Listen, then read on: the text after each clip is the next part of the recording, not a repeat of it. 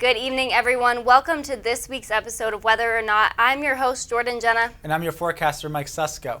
So, Mike, we have a couple things happening this Thanksgiving weekend. I personally am pretty exhausted because I went Black Friday shopping this weekend. Ooh, I'm not a Black Friday shopper, more of a Cyber Monday kind of person. You know, I'll sleep in Black Friday and then get up early for Monday because you don't even have to leave your home now. Yes. You can just do it online, so it's perfect. Yes. And you can get all the deals. Yeah. So for this weekend's episode, we're going to have a couple different things. We won't have a forecast for you, but Matt has a couple extra features, for us.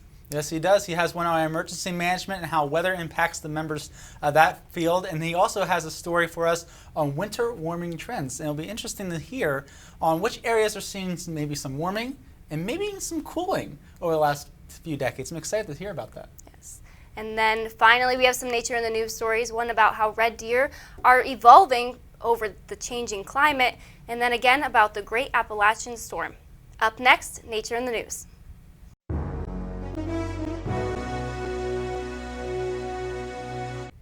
Scientists have recently found that wild red deer are evolving by giving birth earlier in the year, possibly in response to climate change. The initial study has taken place on a Scottish island, which has now documented how the deer appear to be evolving over the past couple of decades. The deer have undergone genetic changes that cause them to give birth 2 weeks earlier than usual. And this has been true for the past 20 years. Other studies have also confirmed that the wild red deer have altered their behavior due to warmer than normal weather. Wildfires have been burning thousands of acres in the Amazon rainforest over the past few months. The scale of these fires attracted attention from the international community, and the Brazilian government claimed the fire situation for the month of August was normal and actually below average. However, scientists are saying that is not the case. Lead author for an article in Global Change Biology, Dr. Jose Barlow, says the marked upturn in both active fire counts and deforestation in 2019 refutes suggestions made by the Brazilian government that August was actually a normal fire month for the Amazon. Deforestation of the Amazon has increased this past year, and because of the methods they use, so has the risk for wildfires. Over 76,000 fires are currently burning in the Amazon, scorching 4.6 million acres. That is 3 times the size of the state of Delaware. Dr. Erica Berginger, who worked on the paper with Barlow, says without tackling deforestation, we will continue to see the world's largest rainforest be turned to ashes. Almost 70 years ago, during Thanksgiving weekend, the Great Appalachian Storm dumped as much as 62 inches of snow in the Ohio Valley and portions of the Northeast. The slow-moving storm blanketed regions from western Pennsylvania deep into West Virginia with more than 30 inches of snow. Other locations even had more snow than that, with Coburn Creek, West Virginia, having the greatest amount of snowfall with 62 inches.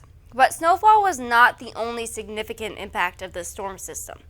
Frigid cold air stretched from the northeast as far south as Pensacola, Florida, where it dropped as low as 22 degrees Fahrenheit. Other southern regions experienced temperatures in the single digits, such as Birmingham, Atlanta, and Asheville, North Carolina. The storm brought a lot of damage to areas along the East Coast. Not only did low temperatures lead to widespread crop damage, but the wind also associated with the storm caused extensive tree damage, power outages, and coastal flooding.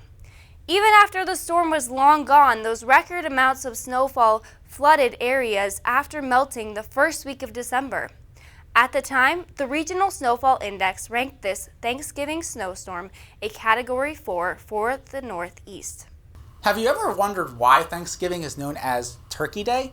Why do millions of Americans rush to the grocery store every November to buy one? Why not use something different like chicken or fish?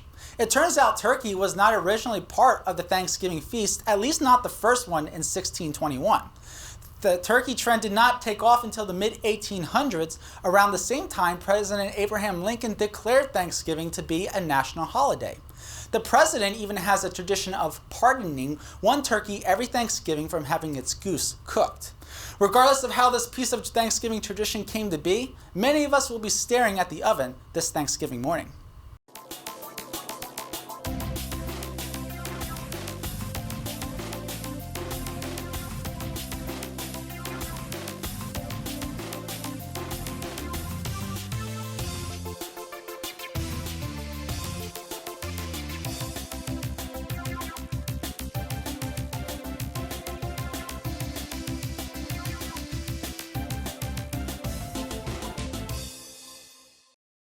It has been a calm and quiet day. All of a sudden, the skies darken. A tornado warning is issued. The winds whip up as small hail starts pelting the roof. Winds quickly pick up debris as you hear what sounds like a train roaring outside your window. Minutes later, all is quiet. The area has been hit by a strong tornado that tore a path through town. The response is quick as police, fire, and EMS stream into the area. The key to helping communities to respond to catastrophes like tornadoes and natural disasters is emergency management. Well, an emergency manager is a professional that helps the elected officials in a community, the chief elected officials in a community, or in our case as a university, the executives, develop a framework that helps the university respond to and recover from emergencies. In a city or a town setting, the emergency manager will typically report to the mayor or the county commissioners. In a university setting, the emergency manager will work directly with the police and public safety. The emergency managers will typically respond to 3 different types of events. We look at events in 3 different categories. We look at an incident, which is kind of the day-to-day. It might be a small house fire, it might be a one-car accident. Then we look at emergencies, which are a little bit larger. They take a few more agencies to respond to. It could be a major multi-vehicle accident, and you need police, and you need EMS, and you maybe even need fire for extrication. And then we classify the last one as disasters or catastrophes. Those are your things that are hopefully only once in a lifetime, if you experience them at all. They might be the Hurricane Katrina, the World Trade Center, the wildfires out in California right now. While different events impact different places around the country, Sol gave some insight as to what types of weather emergencies happen right here in Pennsylvania. The most likely weather emergencies here are winter storms and high winds, severe storms, which may be a tornado or it may just be straight line winds. Each type of emergency requires a different response, and weather is no exception. So there would be a little bit different response. In a tropical storm or a severe storm, we may have first responders like police and fire out, EMS trying to get to locations and help people because they've been injured because of debris or whatever. Whereas in a snowstorm, that's typically not the case. In a snowstorm, most people are more comfortable in their own homes, so power outages are the main worry when a cold air mass follows an intense winter storm.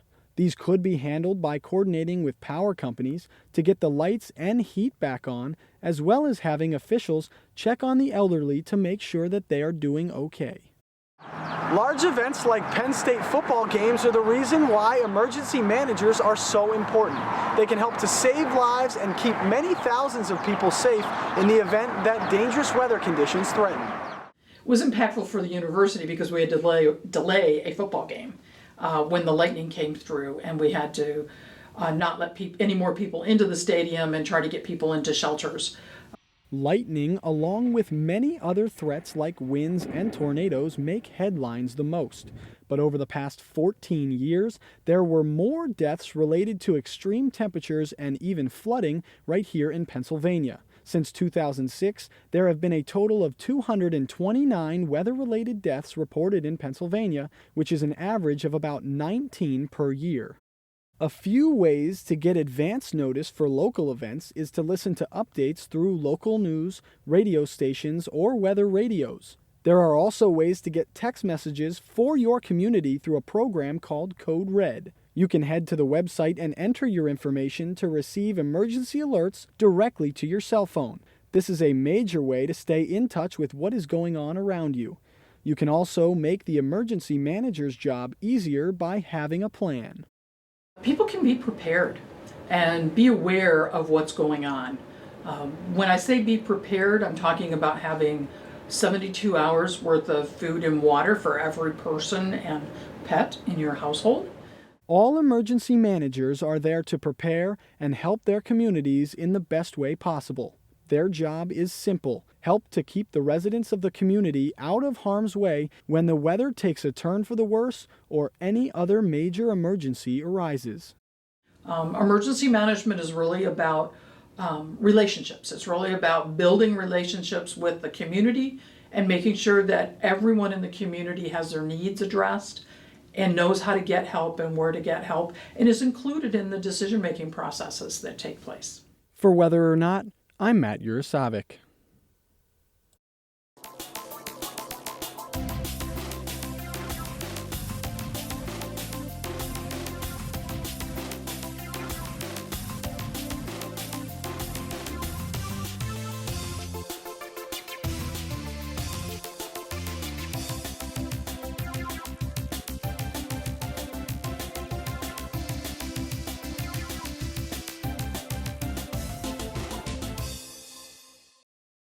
When you think about winter, cold and snowy comes to mind. Scenes like this across the nation are frequent during the winter months each year, although studies show average winter temperatures are on the rise nationwide. I recently sat down with Kyle Imhoff, the Pennsylvania state climatologist and a researcher at Penn State University, to ask him what kind of temperature trends he is seeing on a national scale. So over the past 30 years, there's been an increase of about 2 to 3 degrees Fahrenheit nationally.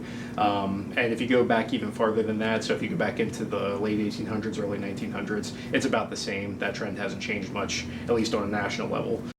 When asked if the warmer trend was directly related to greenhouse gas emissions into the atmosphere, Kyle stated it was a factor, but not the only factor. Geographical locations can also play a role. Then I asked Kyle about the winter temperature trends he's seeing right here in Pennsylvania. Yeah, so in Pennsylvania, over the past 30 years or so, we've seen an increase of about a degree Fahrenheit per century. So a couple of tenths of a degree Fahrenheit over the past 30 years or so. The temperature trends in Pennsylvania are clear. As for average winter snowfall, that's a different story. So it depends on where you're looking at. So a place like Erie, Pennsylvania, if you look at the trend over the past 30 or 40 years, even if you go back farther than that, they've actually seen a pretty substantial increase in their snowfall during the winter months, so December through February. Now, Erie could be an outlier due to an increase in lake effect snow, but central and eastern Pennsylvania show slow decline in average winter snowfall. My final question to Kyle: how long will this warming trend persist? That increased temperature trend looks like it's fairly consistent across different model projections, so we would expect to see a warming trend continue through the next few decades at least. For Weather or Not, I'm Matt Yarosewick.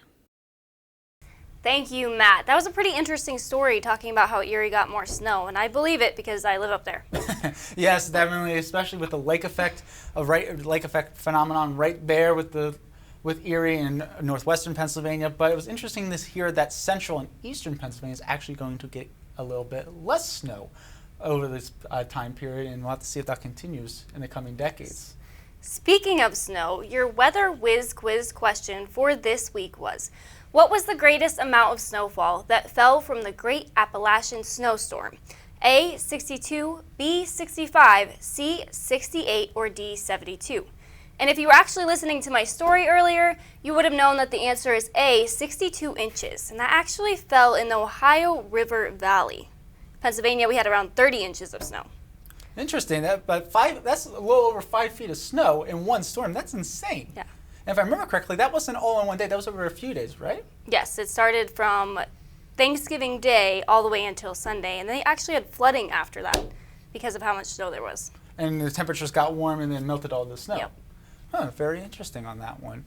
Well, we hope you all enjoyed our Thanksgiving special here on Weather or Not. Jordyn, how was your Thanksgiving? It was great. I got to see a lot of my family members. Did you get to see your dog? I did. I loved my dog. She was amazing. And I just can't wait to go back for Christmas and New Year's when I get to see her again. I love my family too, by the way, but I mean, my dog is very special. All right. That's all we have time for on this week's episode of Weather or Not. I'm your host, Jenna. And I'm your forecaster, Mike Susko. Have a nice night, everyone.